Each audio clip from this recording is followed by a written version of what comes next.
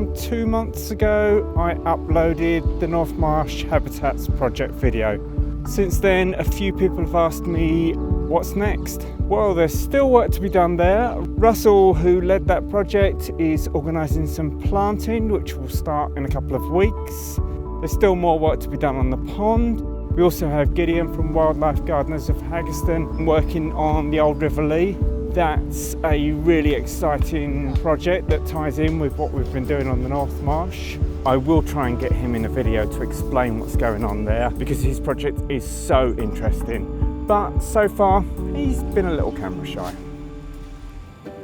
There's also ongoing efforts to try and bring back some species that were lost on the North Marsh. Toads and newts, which aren't far away. Small mammals, which we are having some success with. Once we've monitored those and I know exactly what's going on, I will put updates out. And at some point in the future, we would like to reintroduce common lizards and slowworms. A mile or so south, we have Wick Woodland. Thames Water have had to cut a load of trees down there, which were potentially going to damage a water pipe. So we'll be using what they've cut to make wildlife habitat. That's another project that's being led by Russell. I will make a short film about that at some point. And we have London Fields, where I am now. For those that don't know, London Fields is a very urban park. And in terms of biodiversity, there wasn't a whole lot here. So everything we do is a win. We've already seen so many new species moving in.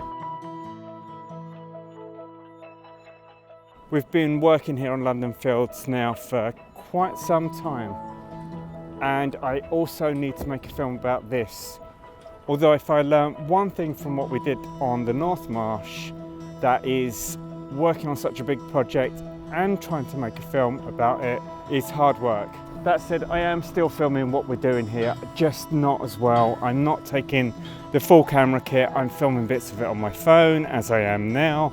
I just can't do it to the same sort of degree and the same quality as we did in the North Marsh. It was too much. I can't do that again. But I do want to get Nina, who's leading this project, it's her baby, in front of the camera to talk about what's going on. She's designed it all. She's doing all the behind the scenes work. I just turn up and build log piles. Okay, maybe I do a bit more than that.